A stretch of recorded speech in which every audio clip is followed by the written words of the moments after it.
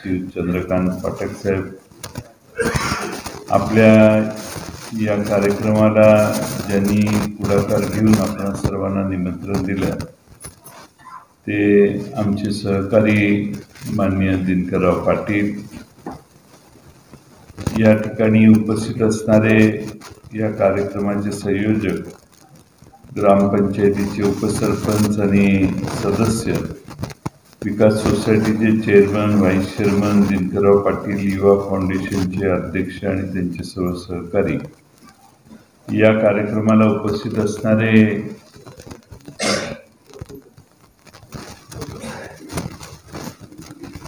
मिरज विधानसभा क्षेत्राचे अध्यक्ष प्रमोद इनामदार, शिक्षक संघटनेचे नेते माननीय महावीर बस्तोडेजी, मिरज तालुका राष्ट्रवादी काँग्रेस पक्षाचे अध्यक्ष तानाजीराव दळवी, महिलांच्या जिल्ह्याच्या उपाध्यक्षा अनिता कदम, मिरज तालुका युवक राष्ट्रवादी काँग्रेसचे अध्यक्ष शिवाजीराव महाडिक, चंपाताई जाधव, मिरज तालुका युवती राष्ट्रवादीचे अध्यक्ष अस्मिताताई पाटील, शेखर माने, या ठिकाणी उपस्थित असणारे कन्या महाविद्यालयाचे नूतन प्राचार्य डॉक्टर उल्हास माळकर, राहुल पाटील, प्रशांत चव्हाण, सोनी करोली, बोसे, पाटगाव, सिद्धेवाडी, सांबरवाडी इथून उपस्थित असणारे सर्वच माजी सैनिक, स्वातंत्र्य सैनिक यांचे सर्व उपस्थित असणारे नातेवाईक, त्याचबरोबर शहीद जवान ज्यांच्या घरात झालेत त्यांचे उपस्थित असणारे सर्व कुटुंबीय, आपल्या या कार्यक्रमामध्ये उपस्थित असणारे पांडुरंग शिंदे, सोनीचे उपसरपंच, त्याचबरोबर दादासाहेब धडस सिद्धेवाडीचे, आपल्या विलासराव चौगुले भोस्याचे सरपंच, दिनकरराव पाटील युवा फाउंडेशनचे संयोजक आणि या निमित्ताने उपस्थित असणारे विविध संस्थांचे, या 5-6 गावातील सोसायटींचे आणि सगळ्याच संस्थांचे पदाधिकारी आणि बंधुभगिनी, वेळ बराच झालाय पण आजच्या कार्यक्रमाचं महत्त्व देखील तेवढंच मोठं आहे. आपल्या देशाला स्वातंत्र्य मिळून 75 वर्ष उद्याच्या 15 ऑगस्टला होणार आहेत आणि 75 वर्षाचा इतिहास आपल्या सर्वांच्या मागे स्वतंत्र भारताचा आज उभा राहतोय. हा स्वातंत्र्य मिळवण्याचा खटाटोप ज्या स्वातंत्र्य सैनिकांनी केला आणि विशेषतः आपल्या जिल्ह्यामध्ये पद्मभूषण कैलासवासी वसंतराव दादांच्या नेतृत्वाखाली जो संघर्ष ब्रिटिशांशी या भागातल्या तेव्हाच्या तरुण त्यांच्या सहकार्याने मिळून केला तो अद्वितीय होता आणि म्हणून महाराष्ट्रात आणि भारतात सांगली साताऱ्याचं स्थान देशभर एक संघर्ष करणारा जिल्हा म्हणून आपल्या सगळ्यांचं एक वेगळं स्थान देशात कोरलं गेलं, आपल्या जिल्ह्याचं नाव कोरलं गेलं. आपल्या सगळ्यांच्या स्वातंत्र्य चळवळीच्या घराघरात ज्यांच्या घरात स्वातंत्र्य चळवळीत भाग घेतलेले स्वातंत्र्य सैनिक होते त्यांचा बऱ्याचशा जणांचा नातेवाईकांचा इथं सत्कार केला. त्या प्रत्येकाची स्वातंत्र्य मिळवण्यासाठी काही ना काही त्यागाची भूमिका होती. कोणी तुरुंगात गेलं, कुणाला फार मोठ्या प्रमाणात बक्षीस लावून पकडण्यासाठी ब्रिटिश राजवटीने बक्षिसं लावलेली होती. अनेकांनी या सगळ्या त्रासाला न जुमानता त्यावेळी ब्रिटिश राजवटीच्या विरोधात काम केलं. वसंतराव दादांनी तुरुंग फोडून त्या ठिकाणाहून तुरुंगातून बाहेर पडण्याचं धारिष्ट दाखवलं. हेही तेव्हा भारताच्या सगळ्या इतिहासामध्ये नोंद केलेलं होतं की कुणीतरी देशाच्या विरोधी आपल्या सरकारच्या विरोधी कारवाया करतोय. असा वसंतराव दादांच्या सारखा एक माणूस आपल्या तुरुंग फोडून ब्रिटिशांचा पळून गेला, हे तेव्हा देखील माझी खात्री आहे की देशातल्या सगळ्या ब्रिटिश राजवटीत असणाऱ्या अधिकाऱ्यांच्या लक्षात आलं असेल, त्याची तेव्हा नोंद घेतली असेल. अशा अनेक गोष्टी भारतातल्या आणि खास करून आपल्या भागातल्या स्वातंत्र्य सैनिकांनी केल्या की ज्याच्या पुण्याईवर आज आपण सहजपणाने बोलू शकतो. आपल्या ज्या काही आशा आकांक्षा आहेत त्या आपण मांडू शकतो, पूर्ण करून घेऊ शकतो. स्वतंत्र भारताने लोकशाही मार्गाचा दिशा पत्करली. स्वतंत्र भारतामध्ये आपल्याला स्वातंत्र्य मिळाल्यानंतर आपल्या इथं एक सत्कार झाला.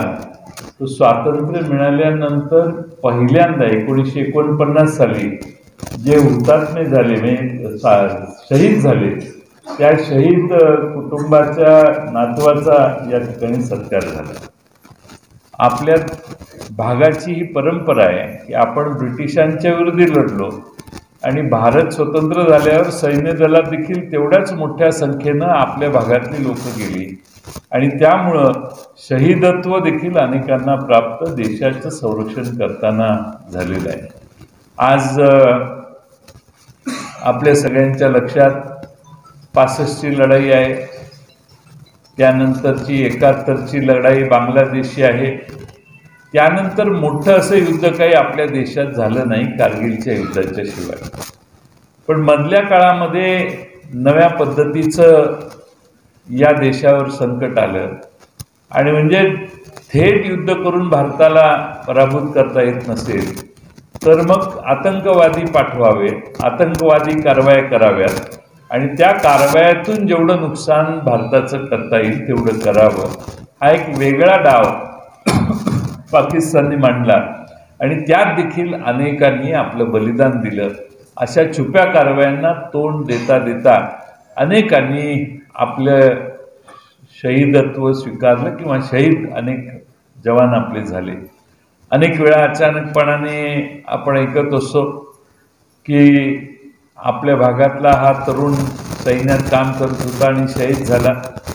तो शहीद कधी होतो तर लढाई सुरू नाही आहे पण पलीकडच्या बाजूने येणाऱ्या तोफगोळ्याला बळी पडतो, पलीकडून अलीकडे आलेल्या आतंकवाद्यांच्या गोळीबाराला बळी पडतो. असे वेगळ्या प्रकारचे अतिरेकी कारवाया करणाऱ्या लोकांना तोंड देणारा देखील भारतातला आमचा जवान आहे. आणि म्हणून आज शहीद परिवारातील सगळ्यांचा सन्मान सोहळा या ठिकाणी झाला. एवढं सोपं नाही आहे की सीमेवर जाऊन लढायचं, मागचं सगळं विसरायचं आणि देशाच्यासाठी आहुती देण्याची तयारी ठेवून रात्रंदिवस त्या ठिकाणी पहारा करायचा. आज आपल्याला इथं सोनीत बसून काही वाटत नाही कारण ऊन वारा पाऊस मर्यादित आहे, पण सीमेवर मात्र नैसर्गिक परिस्थिती देखील प्रतिकूल असते आणि त्या परिस्थितीत आपले जवान त्या ठिकाणी काम करतात. आणि म्हणून स्वतंत्र भारताच्या 75व्या वर्षी या सगळ्यांचं स्मरण ठेवणं हे फार महत्त्वाचं आणि गरजेचं आहे. सुदैवाने यावर्षी 75वा वर्ष कसं साजरं करायचं यासाठी भारत सरकारने या देशातल्या प्रत्येकाने तिरंगा लढवून, तिरंगा आपल्या घरावर फडकवून भारताच्या 75व्या स्वातंत्र्य दिनाचं स्वागत करावं अशी भूमिका केलेली आहे. आणि म्हणून आपल्या देशातल्या सर्व ठिकाणी तिरंगा झळकवून सर्व ठिकाणी प्रत्येक घराघरात, प्रत्येक संस्थेमध्ये तिरंगा लावण्याचं काम आपण सगळ्यांनी यावर्षी करायचं आहे, जेणेकरून राष्ट्रप्रेम, राष्ट्रभक्तीचं प्रतीक आपल्या सर्वांच्या माध्यमातून व्यक्त व्हावं. आज खरं म्हणजे आपल्या सर्वांचा सत्कार करताना दिनकरराव पाटलांनी फार कल्पकता दाखवली.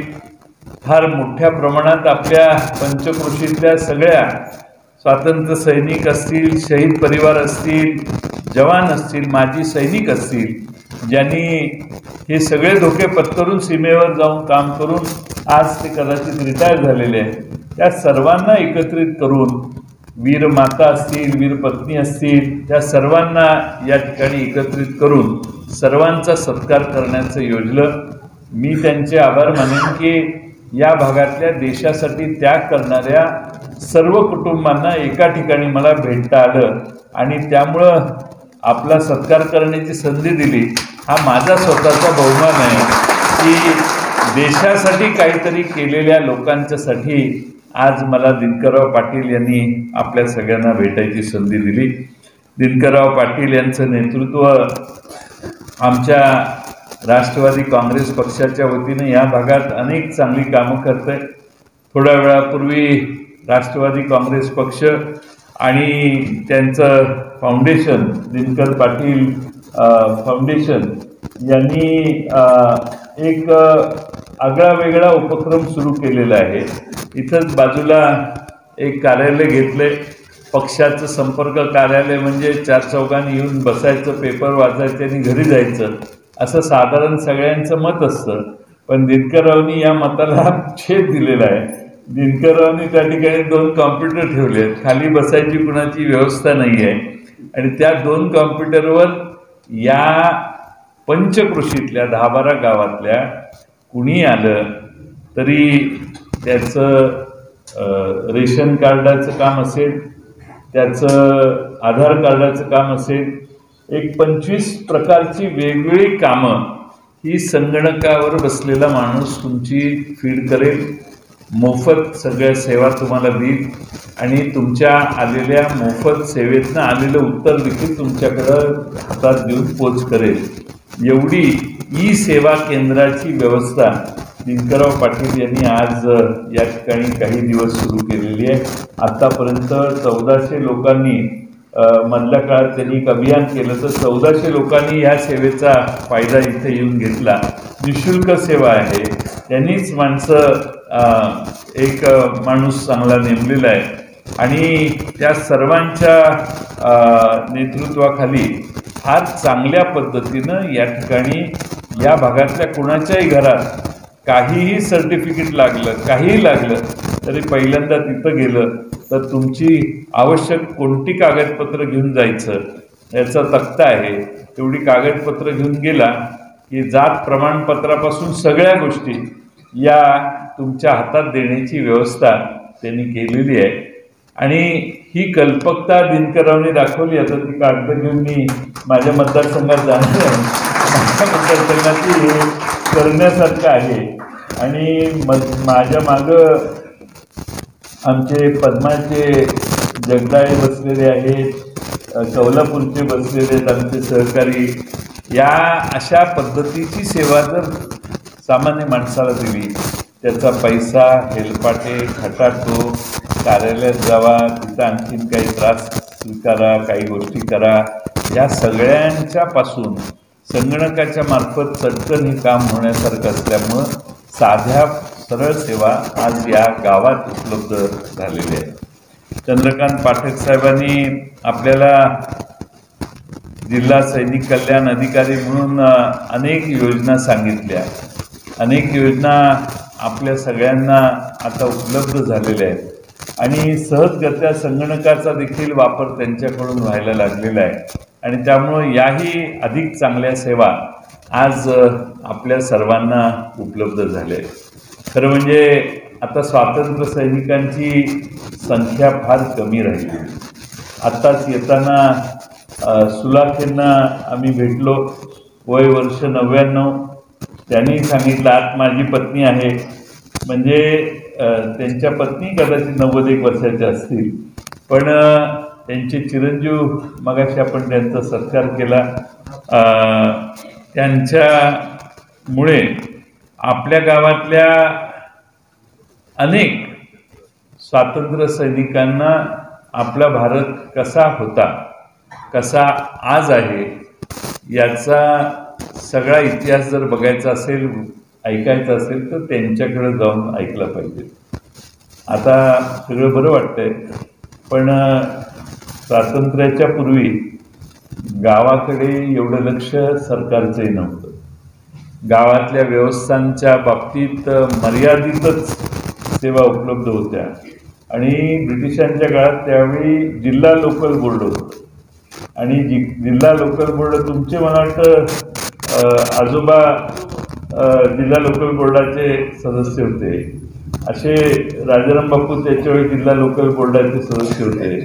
अशी जुनी सगळी माणसं जी तेव्हा नेतृत्व करायला लागली ती सगळी जिल्हा लोकल बोर्डाचे सदस्य म्हणून होते. तेव्हा जिल्हा लोकल बोर्डाच्या अध्यक्षाने जाऊन जतला सांगितलं की परवा 2 दिवसांनी इथं शाळा बांधून देतो. तर फटक साहेब 2 दिवसानं लाकूड दगडं सगळ्याचे ट्रक येऊन पडायचे आणि शाळेचं बांधकाम चालू व्हायचं. असं जाता जाता आडाची जागा चांगली आहे, इथं आड काढा बापू म्हटल्यावर बापूंनी सांगितलं तर आड काढायला लगेच माल यायचा आणि काम चालू व्हायचं. तेव्हा जिल्हा लोकल बोर्डाला गाड्या जीप नव्हत्या, पण एवढं काम बापूंच्या काळात या सगळ्या सहकार्याने केलं की जिल्हा लोकल बोर्डाच्या अध्यक्षांना गाडी देण्याची व्यवस्था झाली. मग दुसऱ्या जिल्ह्याचे न खर्च झालेले पैसेही खेचून आणण्याची व्यवस्था झाली आणि एवढं प्रचंड काम उमदीपासून ते इकडं पेट्रोलपर्यंत झालं की फार मोठ्या प्रमाणात या नारू टाळण्यासाठी आड आणि शिक्षणासाठी शाळा हे मोठे कार्यक्रम जिल्ह्यात झाले. ते स्वतंत्र भारताच्या आधी झाले. त्यामुळे ही जे अधिकार देण्यात आलेले, आता जिल्हा परिषदेचा अध्यक्ष असला आणि त्याने इच्छा व्यक्त केली बाबा इथे शाळा बांधायची, तर ती लगेच होत नाही. 1 वर्षभर ती कागद फिरायला लागतात. एवढी आपण मध्ये दालनं तयार केलेली आहे. तेव्हाच्या काळी एकदा ठरलं की इथं करायची, ठराव झाला की विषय संपायचा. पण आता तसं होत नाही. आता आपण प्रशासकीय अडथळे एवढे तयार केलेले आहेत स्वतंत्र भारतामध्ये आणि प्रत्येक गोष्टीवर शंका असल्यामुळं त्या सगळ्यांच्या झारीतून बाहेर आल्यानंतर ते काम होतं, अशी आता अलीकडची परिस्थिती झालेली आहे. असो, तो भाग नाही, पण काम फार मोठ्या प्रमाणात ग्राम विस्ताराचं मागच्या 20-25 वर्षात झालं. मला आठवतं आराराबा असताना ग्राम स्वच्छता अभियान आम्ही काढलं आणि महाराष्ट्रात सगळ्या घराघरात स्वच्छतेची मोहीम निघाली. त्यानंतर यशवंत ग्राम समृद्धी योजना नावाची योजना आम्ही आमचं त्यावेळी सरकार होतं त्यावेळी काढलं. त्यावेळी काहीतरी 20% का 30% रक्कम गावाने गोळा केली ते 70% महाराष्ट्र सरकार पैसे द्यायला लागले. त्यानंतर हे सगळं बघितल्यावर त्याला इतका उत्स्फूर्त प्रतिसाद बघितल्यावर मी एक 25-15 नावाची योजना आणली आणि 25-15 योजना आणली ती मी जतला सभेला गेलो होतो. तर जतला जिल्हा परिषदेला अशोक शिंदे नावाचे आमचे उमेदवार निवडून यावेत अशी माझी फार आग्रह होता. म्हणून मी भाषण केलं की जतला गेले 20 वर्ष येतोय, एक दगड तुमच्या जत गावातला हल्लेला मी कधी बघितलेला नाही. हाय तसंच तुमचं गाव आहे, तुम्ही ह्या अशोक शिंदेला निवडून द्या, तुमच्या गावाचा चेहरा मोहरा बदलतो. आणि लोक पण इतकी हुशार की 7 मतांनी अशोक शिंदे निवडून आले. 7, जास्त नाही, 7 मतांनी. आता अशोक शिंदे सारखे माझ्याकडे येऊन बसायला लागले, म्हणाले आता काय, आपण तर बोललोय, आता चेहरा मोहरा बदलायची जबाबदारी तुमची, माझं काय नाही. मग मी त्यावेळी अर्थमंत्री होतो, त्यावेळी 25-15 नावाचं एक हेड सुरू केलं आणि जलसंधारण खात्यात आधी ते हेड सुरू केलं. त्यात पैसे घालून मी अशोक शिंदेंना काही लाख रुपये दिले. आज जत शहरात जेवढे कॉन्क्रीटचे रस्ते केलेले आहेत, मला आठवतं ते पैसे दिल्यावर कॉन्क्रीटचे रस्ते झाल्यावर उन्हाळ्यात माणसं रस्त्यावर येऊन झोपायला लागली. एवढं लोकांना उत्तम रस्ते झाल्याचा अनुभव आला. मग सगळे हळूहळू वेगळ्या गावात द्यायला लागलो. त्यानंतर ही 25-15 योजना आता राज्यात सगळ्यात लोकप्रिय योजना आहे. त्यातनं काहीही काम होऊ शकतं. आज आमचं सरकार सत्तेवर होतं त्यावेळी पानंद योजना, बाळासाहेब मातोश्री पानंद योजना अशी योजना काढली. त्या पानंद योजनेतनंही वेगळी कामं आता होतील. जसं लोकांना पाहिजे तसं आज लोकशाहीमध्ये सरकार काम करायला लागलेलं आहे आणि म्हणून लोकांचे प्रश्नही झपाट्यानं सुटायला लागले. पाण्याची योजना अपुरी पडली, नवी पाण्याची योजना आपण घेतो. सरकार काय तेवढे पैसे कुणाकडे मागत नाही, डायरेक्ट पाण्याची योजनाच मंजूर होऊन येते. आणि ती पाण्याची योजना काही काळ चालते, पण लोकसंख्या सतत वाढत गेली. आज आपण फार मोठ्या लोकसंख्येचा देश जगातला म्हणून आपल्या देशाची आता आपण ओळखही केलेली आहे. सगळी वैशिष्ट्यपूर्ण कामं आपल्या देशात होतात. तसं या देशाची लोकसंख्या देखील आता प्रचंड मोठी वाढलेली आहे आणि त्यामुळं या वाढलेल्या लोकसंख्येचं समाधान करण्याचं आव्हान हे येणाऱ्या प्रत्येक सरकारवर आज इथून पुढे राहणार आहे. आज थोडंसं मागं वळून बघितल्यावर जगाच्या पाठीवर आपल्या देशाचा नावलौकिक फार वाढला, पण या देशाचा दारिद्र्याचा स्तर टक्केवारीप्रमाणे आजही जगाच्या पाठीवर खालच्या क्रमांकावर आहे. या देशातल्या व्यवस्थापन गव्हर्नन्सचा स्तर देखील फार वरच्या स्तरावर आपण घेऊन जाऊ शकलो नाही आणि त्यामुळं या देशासमोर जशा चांगल्या गोष्टी आहेत तसा काही आव्हानं देखील आपल्या देशाच्या समोर आहेत. जो रुपया इथं जुन्या बसलेल्या लोकांना एका डॉलरला 5 रुपये, 10 रुपये, 9 रुपये, 21 रुपये बघितला, तोच $1 आता 80 रुपयाला खरेदी करावा लागतो.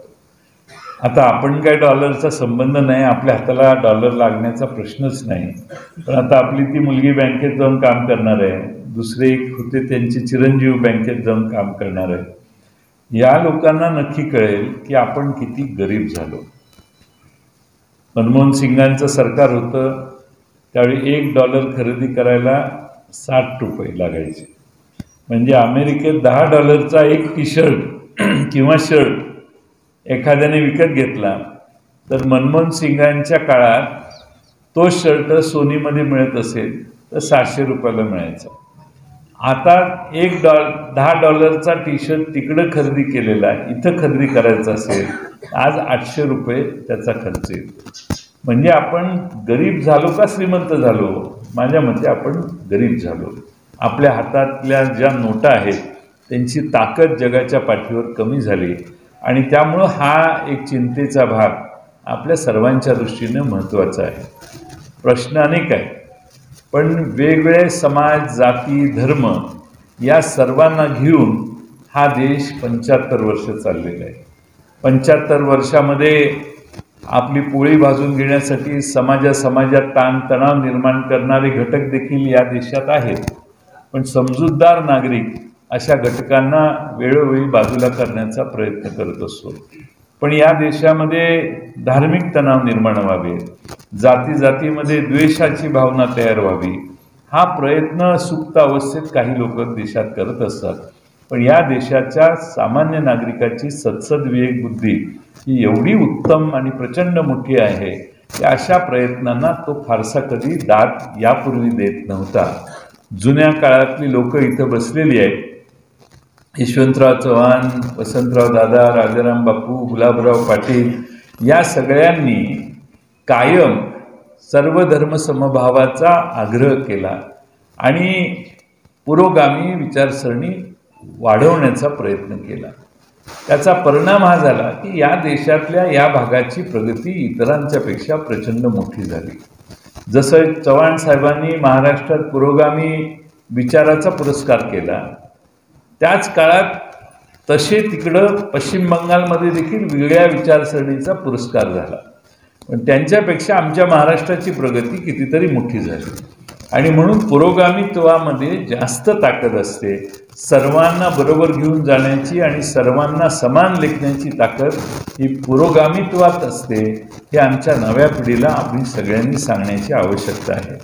नाहीतर एखाद्या धर्माचा आग्रह करत राहिलो तर तुम्ही ज्या धर्माचे आहात त्याचा आदर सगळ्यांनाच आहे, पण एखाद्या ठराविक धर्माचा आग्रह करून दुसऱ्या धर्मांची अस्तित्व नाकारण्याचा प्रयत्न करणं हे या देशाला फार प्रगतीकडे नेणारं आहे असं मला वाटत नाही.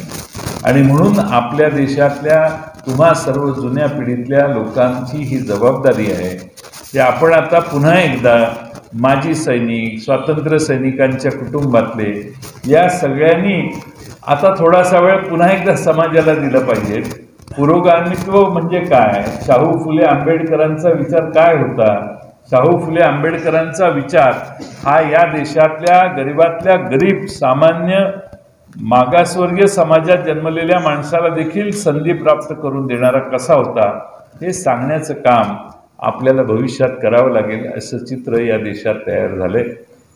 अलीकडच्या काळामध्ये महागाई तुम्हाला सगळ्यांच्या चिंतेचा विषय झालाय. तो न बोलता 75 वर्षाचं हे भाषण संपूर्ण योग्य नाही. आणि त्यामुळं महागाई, गॅसची किंमत वाढलेली आहे, पेट्रोलची किंमत वाढलेली आहे, डिझेलची किंमत वाढलेली आहे. 60 रुपयाला मिळणारं पेट्रोल आता 106 रुपयाला मिळाले, डिझेल आता 97-98 रुपयापर्यंत गेले, गॅस 300-400 रुपयाला मिळणाऱ्या आमच्या ताई भगिनी इथं बसलेल्या आहेत, गॅस आता 1000-1200 रुपयाच्या आत येईना झालाय. त्यामुळं 10-20 हजार रुपयात घर कसं चालवायचं ही समस्या फार मोठ्या प्रमाणात आपल्याकडे आहे. बरं, आत्तापर्यंत अंगावर घालायला कपडेवर देखील कर नव्हता, जेवणावरही कर नव्हता, पण आता नव्या अलीकडच्या सरकारनं तोही लावलेला आहे. त्यामुळे तुम्ही साडी घ्यायला गेला कर भरा, शर्ट घ्यायला गेला कर भरा, पॅन्ट खरेदी करायला गेला कर भरा, लग्नाचा बस्ता घ्यायला गेला कर भरा, फार काय जेवायला भात तांदूळ खरेदी केला तरी कर भरायचा आणि तांदूळ घरी घेऊन जायचा. म्हणजे जेवताना घरात तुम्ही तिघं असाल, तुम्ही नवरा बायको आणि तुमचा मुलगा, तर समजायचं चौथा पाहुणा केंद्र सरकारच्या रूपानं बाजूला बसलेला आहे. 75 वर्षाचे आढावा घ्यायचं चाललंय म्हणून मी आपला सांगतो. मी काय कुठल्या पक्षाचं नाव घेतलेलं नाही, त्यामुळे हीच परिस्थिती सांगतो मी. आता 75व्या वर्षी तर खरे बोललं पाहिजे. चांगली बाजू मी सांगितली नाही असं नाही, पण हे प्रश्न आजचे आहेत आणि आज काय वाढून ठेवलंय याची चिंता सामान्य घरात प्रत्येकाच्यात असते. आणि म्हणून आपल्या जेवणाचा एक वाटा हा दुसरा कोणीतरी घेतोय हे आपल्याला विसरता येणार नाही. या सर्वाच्या पार्श्वभूमीवर उद्याच्या 15 तारखेला आपला स्वातंत्र्य दिन आपण साजरा करणार आहोत. या देशात विविध भाषा बोलल्या जातात, वेगवेगळे वेश परिधान केले जातात. या देशात काश्मीरपासून कन्याकुमारीपर्यंत हा देश एकसंघ आहे, राहावा अशी भूमिका या देशातल्या प्रत्येक नागरिकाची आहे आणि हेच या देशाचं सगळ्यात मोठं वैशिष्ट्य आहे. आणि म्हणून या स्वतंत्र भारताच्या 75व्या वर्षी आपण सगळ्यांनी हाच निर्धार केला पाहिजे की या पृथ्वीवरचं सर्वोत्तम राष्ट्र म्हणून आमच्या भारताचा पुढच्या 25 वर्षात उदय व्हावा, प्रगती व्हावी, देशातल्या प्रत्येकाला प्रगतीची संधी मिळावी. जगात अमेरिकेत कुणालाही गेल्यावर संधी मिळते, जसं इथून मुंबईला गेल्यावर कुणालाही संधी मिळते, म्हणून देशातली लोक मुंबईला येऊन संधी घेण्याचा प्रयत्न करत असतात. तसं या देशातल्या प्रत्येक नागरिकाला त्याच्या जीवनाची प्रगती करण्याची संधी मिळावी, त्याच्या शेतीतनं निर्माण झालेल्या शेतीमालाला चांगला भाव, योग्य दाम देण्याची व्यवस्था व्हावी, त्याच्या शेतात योग्य वेळी पाणी आलं पाहिजे, म्हणजे त्याच्या कष्टाला पूर्ण मुभा कष्ट करण्याला आणि पैसे मिळवण्यासाठी असावी. अशा पद्धतीचं काम या देशात व्हावं एवढीच हनुमानाच्या चरणी प्रार्थना आपल्या सर्वांच्या वतीने करतो. दिनकरराव पाटील यांनी मला आज या ठिकाणी बोलवलं. चंद्रकांत फाटक साहेब देखील आवर्जून इथे येऊन त्यांनी अनेक चांगल्या गोष्टी आपल्याला सांगितल्या. येणाऱ्या 75व्या वर्धापन दिनाच्या दिवशी आपल्या सगळ्यांच्या घराघरावर आपल्या तिरंगा झेंडा लावून आपण या 75 वर्षाचं स्वागत करूया आणि या देशात ज्यांनी बलिदान दिलं, ज्यांनी त्याग दिला, त्यांचं स्मरण करताना हा जगाच्या पाठीवरचा उत्तम देश आहे असं सांगण्याची आमच्या पुढच्या पिढीला संधी मिळावी असा प्रयत्न करूया, एवढीच अपेक्षा या ठिकाणी व्यक्त करतो.